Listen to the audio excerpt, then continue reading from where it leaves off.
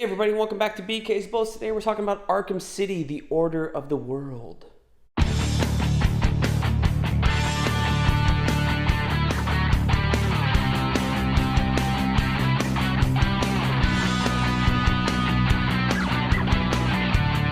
Hey everybody, welcome back to BK's Bulls. Today we're doing an overview of Arkham City, the Order of the World. This is a brand new trade paperback of a 6-issue miniseries that I think was overlooked.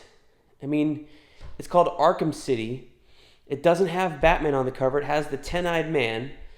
And while it deals with Arkham, it does not have Batman inside. This is a Gotham City tale that deals with the villains of Gotham, with the villains of Arkham, the Doctor of Arkham dealing with general craziness, being let out, and also to do with one of our favorite heroes. Guess who this guy is? That's right, Azrael.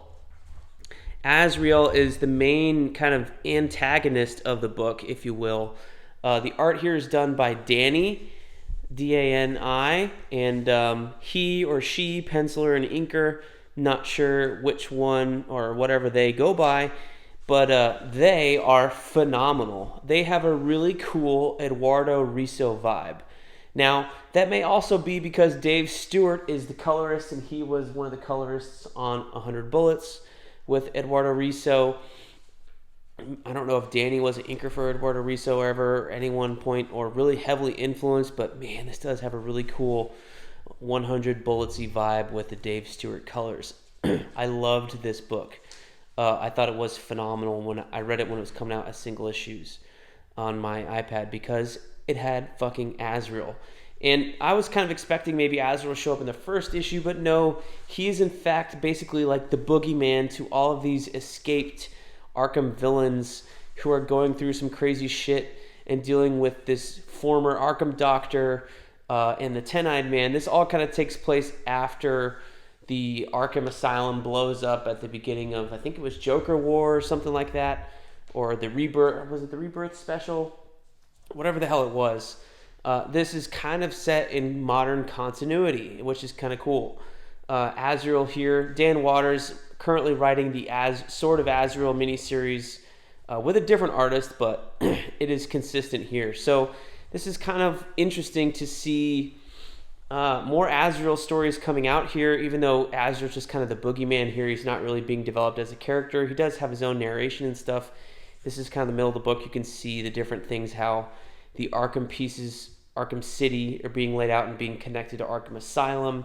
That is a mystery I will let you read for yourself. But it's kind of cool because our main character, the good doctor here, is constantly talking with the 10-eyed man, who I believe is a Grant Morrison creation. I don't know. I remember first seeing the 10-eyed man in the comic 52 after Infinite Crisis. So I don't know if that was like a Silver Age villain that Morrison pulled out, or if that is a Morrison creation itself.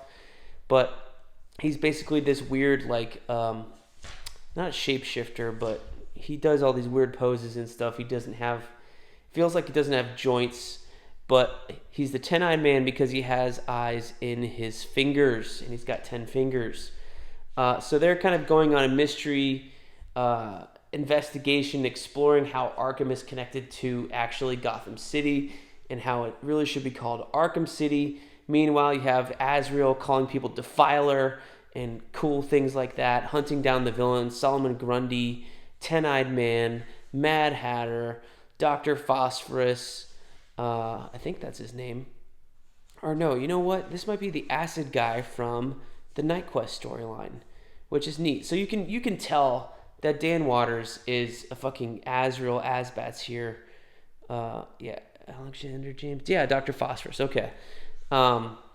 Is a Azrael fan from the 80s and 90s, and man, it's just so cool. It's not the acid guy, but it looks very similar. I had it right the first time. But they kind of uncover this mystery as they go on.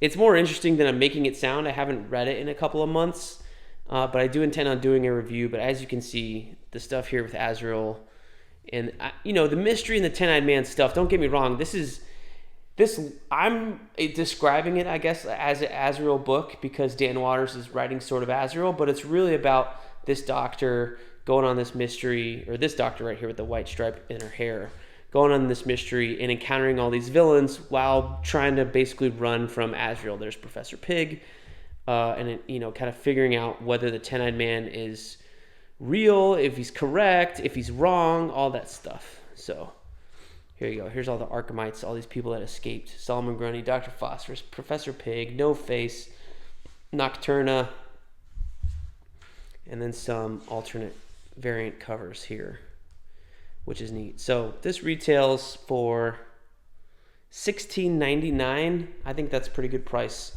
This is a great story. I mean, I feel like this is going to be a sleeper for a long, long time, and people will start recommending this as it gets older and older. This is a really cool story, really great Gotham story that does not have Batman in it, and you don't have a lot of those. But this is a good one. I really enjoyed this. So pick this up. This comes with my highest recommendation. So that's our overview of Arkham City, The Order of the World.